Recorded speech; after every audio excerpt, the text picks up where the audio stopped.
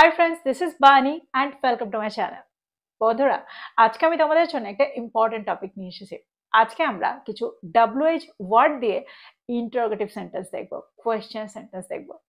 দেখো, WH word দিয়ে sentence তৈরি করতে আমাদের খুব একটা অসুবিধা হয় না। ইন্টারোগেটিভ সেন্টেন্স তৈরি করতে আমাদের খুব একটা অসুবিধা হয় না, কিন্তু আমরা কনফিউজড হয়ে যাই যখন সেন্টেন্সটা একটা প্রিপোজিশন দিয়ে শেষ হয়।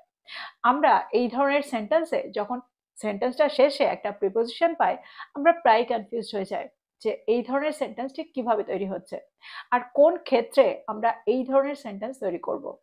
তো আজকে আমরা এই ধরনের কিছু সেন্টেন্স দেখব।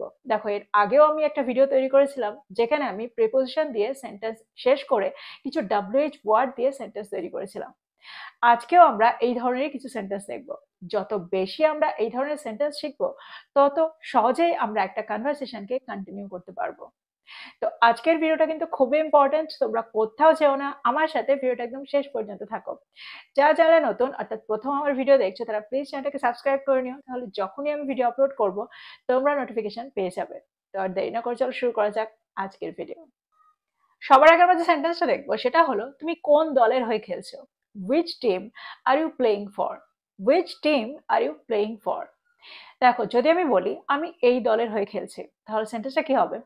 I'm playing for this team. I'm playing for this team. দেখো, এখানে সেন্টেন্সে আমরা ফর এর ব্যবহার করছি প্লেইং এর সাথে। তো সেন্টেন্সটা যখন ইন্টারোগেটিভ সেন্টেন্স হবে, অর্থাৎ তুমি কোন দলের হয়ে খেলছো, এই প্রশ্ন যখন আমরা করব, তখন আমরা সেন্টেন্সের শেষে ফর এর ব্যবহার করব। তো সেন্টেন্সটা কি হবে? Which team are you playing for? তো তোমরা বুঝতে পারছো এই সেন্টেন্সটাকে আমরা ঠিক কিভাবে তৈরি করলাম। পরের সেন্টেন্সটা দেখো, তুমি কি নিয়ে বিভ্রান্ত? What are you confused about? What are you confused about? যদি আমি বলি আমি কিছু একটা নিয়ে বিভ্রান্ত, তাহলে সেন্টেন্সটা কি হবে? I am confused about something. দেখো, এখানে কিন্তু কনফিউজড এর পরে আমরা অ্যাবাউট এর ব্যবহার করেছি। আর একটা জিনিস তোমরা এখানে মন দিয়ে দেখো, সেন্টেন্সটা কি ছিল, কোয়েশ্চেনটা কি ছিল? তুমি কি নিয়ে বিভ্রান্ত? তুমি কি নিয়ে বিভ্রান্ত? What are you confused about? যদি আমি বলি সে কি নিয়ে বিভ্রান্ত, তাহলে সেন্টেন্সটা কি হবে? What is he confused about? What is he confused about? তো তোমরা বুঝতে পারছো এখানে কিন্তু আমরা ইজ হি এর ব্যবহার করছি আর ইউ এর জায়গায়। তো সাবজেক্ট অনুযায়ী আমরা এখানে হেল্পিং ভার্বেরও ব্যবহার করব। পরেরটা দেখো, তুমি কোন খেলায় ভালো? What game are you good at? What game are you good at? যদি আমি বলি আমি ক্রিকেট খেলায় ভালো, আমি ফুটবল খেলায় ভালো, তাহলে সেন্টেন্সটা কি হবে? I am good at playing football, I am good at playing cricket. দেখো, এখানে কিন্তু গুডের সাথে আমরা অ্যাট এর ব্যবহার করছি। তো এই সেন্টেন্সেও আমরা অ্যাট এর ব্যবহার করব। এখানে আমরা হোয়াটের জায়গায় হুইচ এর ব্যবহার করতে পারি। অর্থাৎ সেন্টেন্সে আমরা এটাও বলতে পারি, which game are you good at? Which game are you good at? কিন্তু এবার যদি আমি বলি তুমি কোন বিষয়ে দুর্বল, তাহলে সেন্টেন্সটা কি হবে? Which subject are you weak in? Which subject are you weak in? আমরা weak এর সাথে in এর ব্যবহার করি। I'm weak in mathematics. এবার যদি আমি বলি সে কোন বিষয়ে দুর্বল, সে কোন বিষয়ে দুর্বল, তাহলে সেন্টেন্সটা কি হবে? Which subject is he weak in?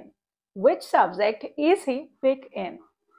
পরের সেন্টেন্সটা দেখো, তুমি কার সাথে বাস করো বা তুমি কার সাথে থাকো? Who do you live with? Who do you live with?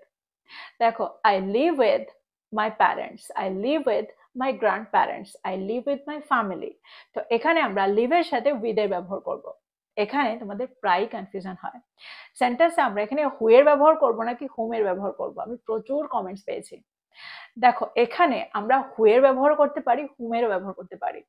সেন্টেন্সে যখন আমরা whom এর ব্যবহার করব, সেন্টেন্সটা বেশি ফর্মাল হয়ে যাবে। আর খুব রেয়ার ব্যবহার করা হয় whom এর সেন্টেন্সে। স্পোকেন ইংলিশে আমরা বেশিরভাগ ক্ষেত্রে who এর ব্যবহারই করতে দেখি। তো এই সেন্টেন্সে আমরা whom এরও ব্যবহার করতে পারি। তো সেন্টেন্সটা কি হবে? Whom do you live with? Whom do you live with? এবার যদি আমি বলি তুমি কার উপর রেগে আছো, তাহলে সেন্টেন্সটা কি হবে? Who are you angry with? Who are you angry with?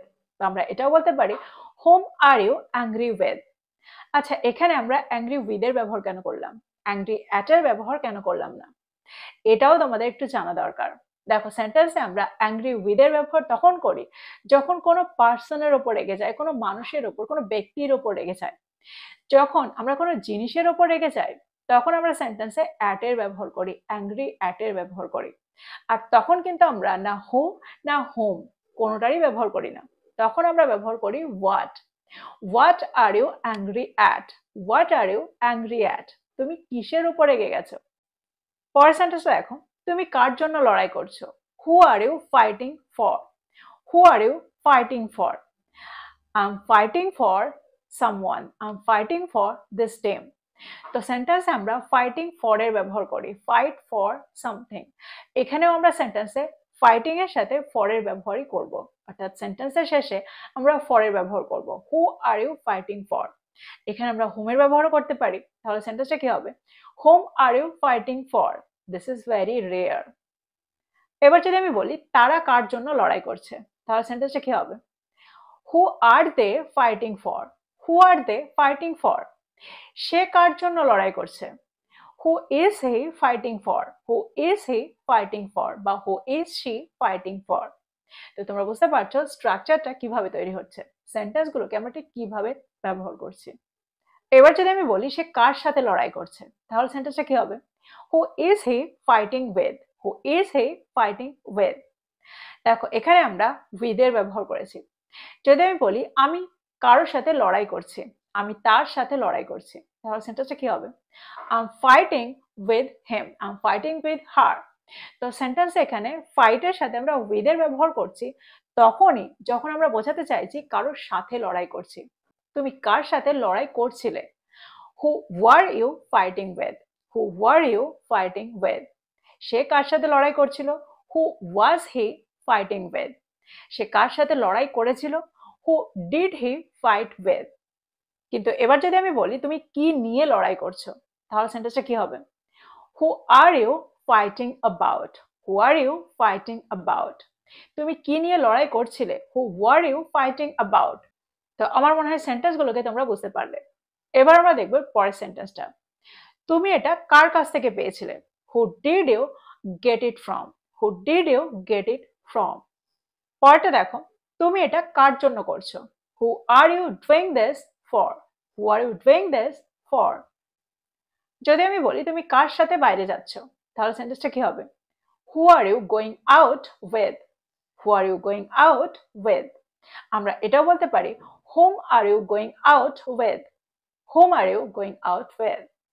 পরেরটা দেখো, তুমি কোন বিষয়ে আগ্রহী, which topic are you interested in, which topic are you interested in। দেখো ইন্টারেস্টের সাথে আমরা ইন এর ব্যবহার করে থাকি, I M interested in something. তো সেন্টেন্সে আমরা ইন্টারেস্টেড এর পরে ইন এর ব্যবহার করব, এখানেও আমরা শেষে সেন্টেন্সের শেষে ইন এর ব্যবহার করব। যদি আমি বলি সে কোন বিষয়ে আগ্রহী, তাহলে সেন্টেন্সটা কি হবে, which subject বা which topic is he interested in। এবার যদি আমি বলি সে কোন বিষয়ে আগ্রহী ছিল, তাহলে সেন্টেন্সটা কি হবে, which topic was he interested in। তারা কোন বিষয়ে আগ্রহী ছিল, which topic বা which subject were they interested in। পরের সেন্টেন্সটা দেখো, তুমি এটা কাকে পাঠিয়েছিলে, who did you send it to, who did you send it to। তারা এটা কাকে পাঠিয়েছিল, who did they send it to, who did they send it to। দেখো সেন্টেন্সে আমরা সেন্ড এর সাথে টু এর ব্যবহার করে থাকি, আমি এটা তোমাকে পাঠিয়ে দেব, I will send this to you, I will send it to you.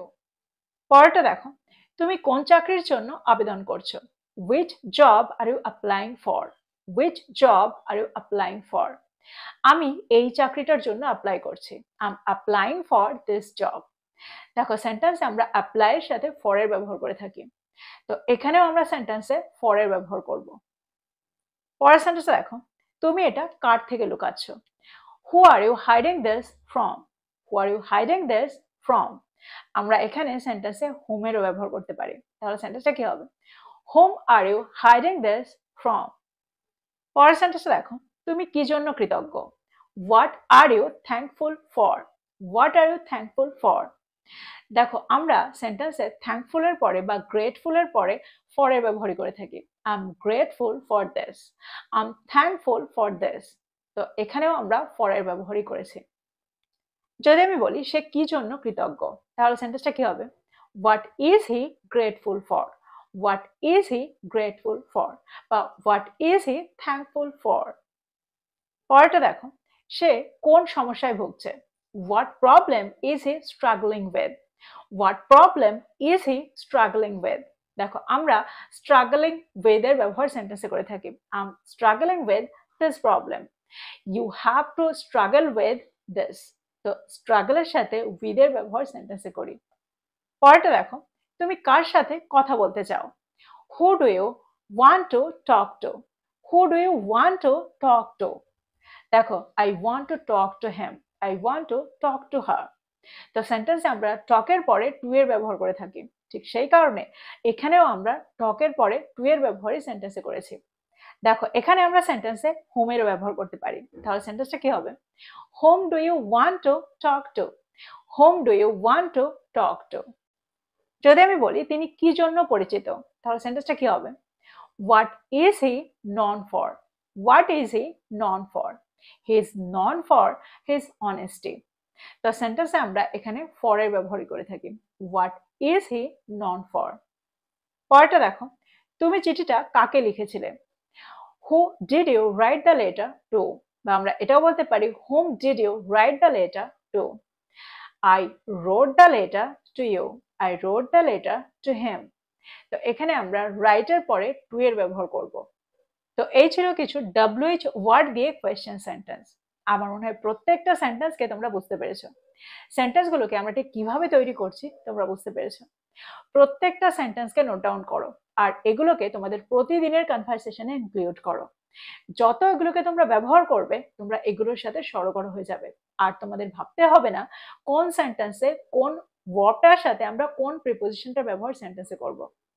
তো এই ছিল আজকের ভিডিও, এই ছিল আজকের টপিক। ভিডিওটা ভালো লাগলে লাইক করতে ভুলে যেও না, বন্ধুদেরকে শেয়ার করো যারা ইংরেজি শিখছে। So this is all about today. I will be back with another video. Till then, take care. Thank you for watching this video. Bye bye.